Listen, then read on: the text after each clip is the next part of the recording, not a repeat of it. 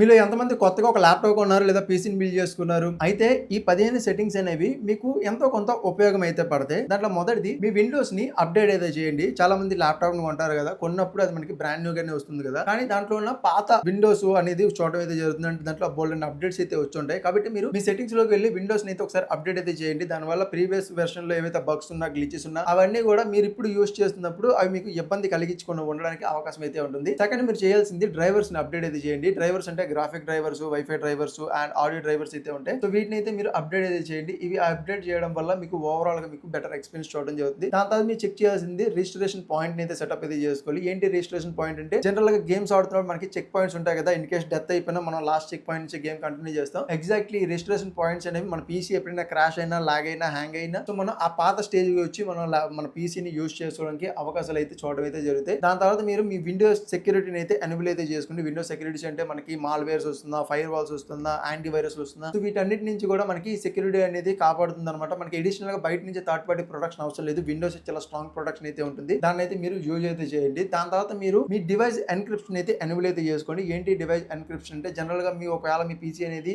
Hacker చేతికి వెళ్ళిపోయింది లేదా ఏదైనా మాల్వేర్ యాడ్ అయిపోయింది, మీ డేటా అనేది చోరీ కాబడుతుంది అని చెప్పి ఒకవేళ మీరు తెలిసింది అనుకోండి, ఈ డేటా ఎన్క్రిప్షన్ ఆన్ లో ఉండడం వల్ల మీ డేటా అనేది ఎన్క్రిప్ట్ అయిపోయి ఉంటుంది. సో హ్యాకర్ చేతికి మీ వివరాలు అయితే వెళ్లకుండా మీకు ఒక ప్రొటెక్షన్ లాగా అయితే యూజ్ అయితే పడుతుంది. దాని తర్వాత మీరు మీ ప్రైవసీ సెట్టింగ్స్ అయితే ఎనేబుల్ అయితే చేసుకోండి. ప్రైవసీ సెట్టింగ్స్ లోని మీ ఈమెయిల్ ఐడి కావచ్చు, పాస్వర్డ్ కావచ్చు, మీ ఫోన్ నెంబర్ కావచ్చు, లేదంటే మీకు సంబంధించినటువంటి లొకేషన్ కావచ్చు, మైక్రోఫోన్ కావచ్చు, కెమెరా సెట్టింగ్స్ కావచ్చు, సో ఇవన్నీ కూడా ఎనేబుల్ అవుతాయి కదా! సో ఇవన్నిటిని కూడా సెక్యూరిటీగా అయితే మెయింటైన్ అయితే చేయండి. మీ ప్రైవసీని అయితే ఇంపార్టెన్స్ అయితే ఇవ్వండి. దీని తర్వాత మీరు చేయాల్సింది మీ స్టార్ట్అప్ యాప్స్ ఏవైతే ఉంటాయి కదా వీటిని అయితే డిస్ప్లే అయితే చేయండి. మీరు కొత్తగా ఏదైనా యాప్ ఇన్స్టాల్ చేసిన ప్రతిసారి కూడా మీరు మీ టాస్క్ మేనేజర్ ని ఓపెన్ చేయండి. టాస్క్ మేనేజర్ ని ఓపెన్ చేసి అక్కడ మీకు చూడండి స్టార్ట్అప్ యాప్స్ లోని కొన్ని డిఫాల్ట్ యాప్స్ అయితే ఉంటాయి. ఇవి ఎనేబుల్ అయితే ఉంటాయి. మీ పీసీ ఆన్ చేసిన ప్రతిసారి ఆన్ అయిపోయి ఇవి మీ ప్రాసెసర్ మీద ఎక్కువ ఒత్తిడిని అయితే క్రియేట్ చేస్తాయి. కాబట్టి ఇలాంటివి డిజేబుల్ చేయడం వల్ల మీకు బెటర్ ఎక్స్పీరియన్స్ అయితే చూడడం జరుగుతుంది. దాని తర్వాత మీరు చెక్ చేయాల్సింది మీ ల్యాప్టాప్ లోని పవర్ మోడ్ అయితే చెక్ చేయండి. ఒకవేళ మీరు డెస్క్టాప్ యూస్ చేస్తుంటే పవర్ మోడ్ ని బెస్ట్ పర్ఫార్మెన్స్ అయితే పెట్టండి. ల్యాప్టాప్ యూస్ చేస్తుంటే బ్యాలెన్స్ గానీ బెటర్ ఎఫిషియన్సీలో గానీ పెట్టడానికి ప్రయత్నించండి. ల్యాప్టాప్ అయితే కనుక బ్యాటరీ బ్యాకప్ ఎక్కువ వస్తుంది. సిస్టమ్ లో ఏంటంటే మనకి పవర్ తో యూజ్ అవుతుంది కాబట్టి పర్ఫార్మెన్స్ అనేది మనకి ఎక్కువ రావడానికి అవకాశాలు అయితే ఉంటాయి. కాబట్టి ఈ రెండు సెట్టింగ్స్ అయితే చెక్ చేసుకోండి. దాని తర్వాత మీరు స్టోరేజ్ సెన్స్ అయితే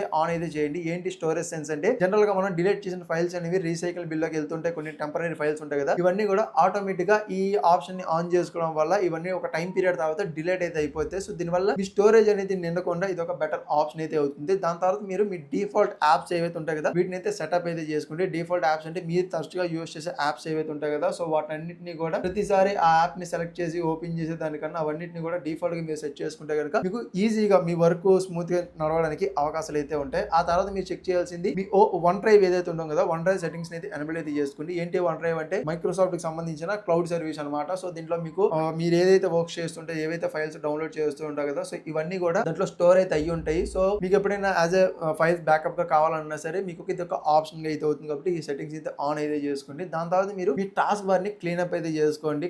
టాస్క్ బార్ లో బోల్డ్ అన్ని యాప్స్ అనేవి విండోస్ డిఫాల్ట్ అయితే ఉంటాయి కదా, వాటన్నిటిని రిమూవ్ చేసి టాస్క్ బార్ ని క్లీన్ గా అయితే ఉంచుకోండి. సో దీనివల్ల మీ లుక్స్ అనేవి కొంచెం క్లీన్ గా ఉంటాయి. మీ డెస్క్టాప్ లుక్స్ అనేవి క్లీన్ గా ఉండడానికి అవకాశాలు అయితే ఉన్నాయి. దాని తర్వాత మీరు మీ ఫైల్ ఎక్స్ప్లోర్ ఏది ఉంది కదా దీని ఆప్షన్స్ అయితే ఎనేబుల్ అయితే చేసుకోండి. అంటే కొన్నిట్లో మీకు హిడెన్ ఫైల్స్ అయితే ఉంటాయి, మీకు కనబడు. సో ఈ ఆప్షన్ కూడా మీరు ఎనేబుల్ చేసుకోవడం వల్ల హిడెన్ ఫైల్స్ కానీ మీరు చెక్ చేయొచ్చు. లేదా ఏమైనా మాల్వేర్ ఫైల్స్ ఉన్నా సరే వాటిని మీరు చూడడానికి అవకాశాలు అయితే ఉంటాయి. కాబట్టి ఈ ఆప్షన్ కూడా ఎనేబుల్ అయితే చేసుకోండి. దాని తర్వాత 15th సెట్టింగ్ మీరు చేయాల్సింది యాజ్ ఎ బ్యాకప్ ప్లాన్ అయితే మీ దగ్గర అయితే ఉండాలి. బ్యాకప్ ప్లాన్ అంటే మీకు సంబంధించినటువంటి డేటా ఏదైతే ఉంటుందో ఇది ఎక్స్టర్నల్ స్టోరేజ్ లో కానీ, హార్డ్ డిస్క్ లో కానీ, లేదంటే క్లౌడ్ సర్వీస్ లో కానీ ఎక్కడైనా సరే బ్యాకప్ అయితే ప్లేస్ అయితే పెట్టుకోండి. ఎందుకంటే రేపు పొద్దున్న మీ పీసీ క్రాష్ అయినా, హ్యాంగ్ అయినా, లాగ్ అయినా, డేటా ఏదైనా కరప్ట్ అయిపోయినా లేదా హ్యాక్ అయినా సంథింగ్ మీ డేటా అనేది యాజ్ ఎ బ్యాకప్ గా అయితే ఉంటుంది. కాబట్టి అది పోకుండా ఉండడానికి అవకాశాలు అయితే ఉంటాయి. కాబట్టి ఈ 15 సెట్టింగ్స్ అయితే మీరు కొత్తగా ల్యాప్టాప్ కొన్నా లేదా ఒక పీసీని బిల్డ్ చేసుకున్నా సెటప్ చేసుకుంటే కనుక మీకు మోర్ ప్రొటెక్షన్ దొరుకుతుంది, మోర్ పర్ఫార్మెన్స్ ఇంక్రీజ్ అవుతుంది, ఓవరాల్ గా బెటర్ ఎక్స్పీరియన్స్ అనేది మీరు పొందే అవకాశాలు అయితే ఉంటాయి. సో